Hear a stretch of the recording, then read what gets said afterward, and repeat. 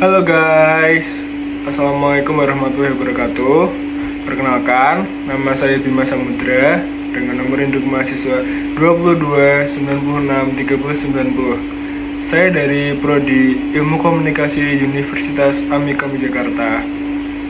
Dan saya berasal dari kota Jakarta, lebih tepatnya di Kabupaten Sleman. Sekarang saya berusia 20 tahun. Nah, pada kesempatan kali ini saya akan membuat video tentang kepemimpinan dan bagaimana jika saya menjadi seorang pemimpin. Jika saya menjadi seorang pemimpin, saya ingin memimpin sebuah perusahaan bisnis coffee shop. Kenapa saya memilih perusahaan bisnis coffee shop? Ya, karena saya suka nongkrong. Nah, coffee shop ini akan saya beri nama Samudra Coffee. Coffee shop ini akan berletak di daerah Condong Catur. Kenapa sih memilih daerah Condong Catur? Menurut saya, daerah Condong Catur ini sangat strategis untuk kita memulai membuat bisnis coffee shop.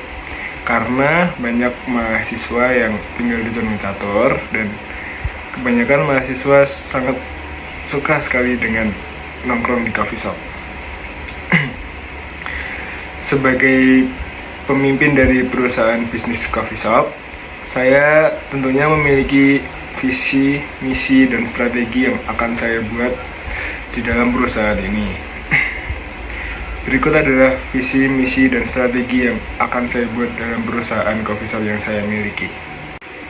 Visi misi yang akan saya buat jika saya menjadi seorang pemimpin dari sebuah perusahaan coffee shop. Visinya menjadi destinasi utama untuk para pecinta kopi dengan menyajikan pengalaman kopi yang unik, menginspirasi kreativitas, dan menjadi pusat pertemuan yang hangat dan ramah. Misinya yang pertama, menyajikan kopi berkualitas tinggi dari biji terpilih untuk memuaskan lidah pelanggan. Yang kedua, menciptakan lingkungan yang ramah, inspiratif, dan nyaman untuk meningkatkan pengalaman pelanggan. Yang ketiga, terus berinovasi dalam menyajikan menu dan minuman untuk memenuhi selera pelanggan yang beragam. Mungkin itu visi misi yang akan saya buat jika saya menjadi seorang pemimpin dari sebuah perusahaan coffee shop. Nah, berikutnya adalah strategi yang akan saya buat untuk membuat perusahaan coffee shop saya menjadi lebih berkembang lagi. Berikut adalah strategi yang akan saya pakai agar coffee shop saya semakin berkembang. Yang pertama, diferensiasi produk, menawarkan jenis kopi yang unik dan memperkenalkan minuman spesial atau inovatif yang membedakan kafe saya dari kafe yang lain. Yang kedua, pemasaran kreatif, memanfaatkan media sosial untuk kampanye pemasaran yang menarik dan konten visual yang menarik, dan berpartisipasi dalam acara lokal dan bermitra dengan komunitas untuk meningkatkan visibilitas kafe saya. Yang ketiga, inovasi menu, melakukan riset pasar untuk memahami tren dan selera konsumen, dan terus memperbarui menu dan inovasi dan menyesuaikan dengan kebutuhan pelanggan. Yang keempat, fleksibilitas terhadap perubahan pasar, selalu memantau tren pasar dan siap untuk menyesuaikan strategi jika diperlukan, dan menjaga fleksibilitas dalam menu atau konsep kafe sesuai dengan perubahan kebutuhan pelanggan. Cara yang saya akan lakukan untuk memulai bisnis coffee shop ini mungkin dengan cara saya akan memulai dengan memikirkan konsep coffee shop yang unik agar pelanggan tertarik dengan coffee shop saya, dan lokasi yang strategis, dan juga membangun tim yang solid agar coffee shop bisa berjalan dengan baik. Saya juga akan mengikuti komunitas coffee shop agar relasi saya tentang coffee shop lebih luas lagi, dan saya bisa dapat saran dan masukan dari teman-teman komunitas yang lain. Mungkin itu cara yang akan saya lakukan untuk memimpin perusahaan coffee shop ini. Untuk mencapai visi dan misi yang saya buat, saya akan meyakinkan kepada anggota saya bahwa visi dan misi yang saya buat akan memberikan dampak baik kepada mereka juga dan lingkungan sekitar.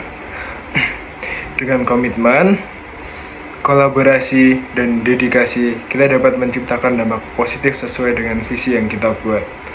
Mari berinovasi dan tetap bergerak maju sebagai satu tim. Setiap langkah kecil kita membawa kita lebih dekat untuk mewujudkan impian bersama.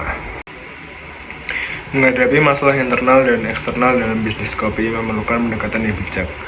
Misalnya masalah internal, seperti masalah manajemen staf. Komunikasi terbuka dan pelatihan dapat menjadi solusi untuk memecahkan masalah tersebut.